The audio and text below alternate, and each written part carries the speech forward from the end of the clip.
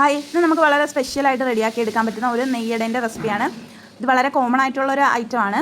എന്നാലും ഇത് എങ്ങനെ വളരെ സിമ്പിളായിട്ട് റെഡിയാക്കാം നമുക്കൊന്ന് നോക്കാം. അതിനായിട്ട് ഞാനിവിടെ 1 കപ്പ് മൈദ എടുത്തിട്ടുണ്ട്. അതിലേക്ക് കുറച്ച് പഞ്ചസാര, ഉപ്പ്, പിന്നെ കുറച്ച് പാലും കുറച്ച് വെള്ളവും കൂടെയും ചേർത്ത് നല്ലതുപോലെ ഒന്ന് മിക്സാക്കി എടുക്കുക.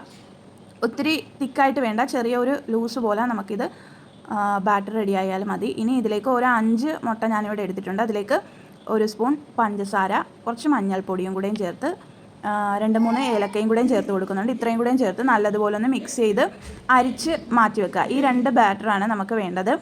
ഇനി ഇത് സെറ്റ് ചെയ്യാനുള്ള ഒരു പാത്രം, ഒരു റൗണ്ടില പ്ലേറ്റോ സ്റ്റീൽ പ്ലേറ്റോ അങ്ങനെ എന്തെങ്കിലും എടുക്കുക. അതിൽ നെയ്യ് തടകുക. എന്നിട്ട് ആവി പാത്രത്തിൽ വെച്ചിട്ടാണ് നമ്മളിത് വേവിച്ചെടുക്കുന്നത്. ഇനി സ്റ്റീമറിൽ വെള്ളം വെച്ച് അത് തിളച്ചതിൻ്റെ ആവി വന്ന് തുടങ്ങിയാൽ ഫസ്റ്റ് അതിലേക്ക് മൈദ ബാറ്റർ ഒഴിച്ചു കൊടുക്കുക. എന്നിട്ട് ജസ്റ്റ് 1 മിനിറ്റ് ഒന്ന് മൂടി വെക്കുക. അതൊന്ന് വെന്ത് കഴിഞ്ഞതിന് ശേഷം അടുത്ത നമ്മൾ റെഡിയാക്കി വെച്ചിട്ടുള്ള എഗ്ഗിൻ്റെ ബാറ്റർ ഒഴിച്ചു കൊടുക്കാം. അതിനുശേഷം ഒരു 2-3 മിനിറ്റ് ഒന്ന് മൂടി വെക്കേണ്ടി വരും. എഗ്ഗ് ബാറ്ററും നല്ലതുപോലെ വെന്ത് വന്നതിന് ശേഷം അതിലേക്ക് നെയ്യ് ചേർത്ത് കൊടുക്കുക. ഇനി അതിലേക്ക് വീണ്ടും മൈദേൻ്റെ ബാറ്റർ ഒഴിച്ചു കൊടുക്കുക, മൂടി വെക്കുക.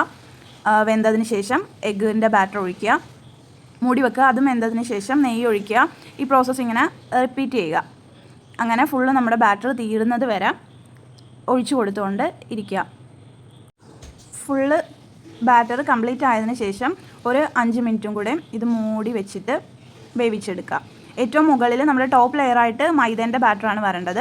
അതിനുശേഷം ജസ്റ്റ് ഒന്ന് ഡെക്കറേറ്റ് ചെയ്യാനായിട്ട് കുറച്ച് കാഷ്യൂ, കിസ്മിസ് അങ്ങനെ എന്തെങ്കിലും ഉണ്ടെങ്കിൽ അതും കൂടെ റോസ്റ്റ് ചെയ്തിട്ട് നമുക്കിതുപോലെ വെച്ച് കൊടുക്കാം. എന്നിട്ട് ഒരു 5 മിനിറ്റ് കൂടെ വീണ്ടും ഒന്ന് അടച്ച് വെച്ച് വേവിക്കാം. വെന്ത് കഴിഞ്ഞ് നല്ലതുപോലെ തണുത്തതിന് ശേഷം നമ്മളിത് പാത്രത്തിൽ നിന്ന് റിമൂവ് ചെയ്തെടുത്താലും മതി. തണുത്താൽ ഇത് പെട്ടെന്ന് നമുക്ക് സൈഡൊന്ന് കത്തി കൊണ്ട് ജസ്റ്റ് ഒന്ന് വിടിച്ചെടുത്താൽ പെട്ടെന്ന് തന്നെ റെഡിയായി കിട്ടും. അപ്പം നല്ല ടേസ്റ്റി ആയിട്ടുള്ള ഈ ഒരു നെയ്യട നിങ്ങൾ ഇതുവരെ കഴിച്ചിട്ടില്ലെങ്കിൽ എന്തായാലും ട്രൈ ചെയ്ത് നോക്കണം. ഈസിയാണ്, നല്ല ടേസ്റ്റുമാണ്. ഇഷ്ടപ്പെട്ടാൽ ലൈക്ക് ചെയ്യാനും സബ്സ്ക്രൈബ് ചെയ്യാനും മറക്കരുതേ. Thanks for watching and by.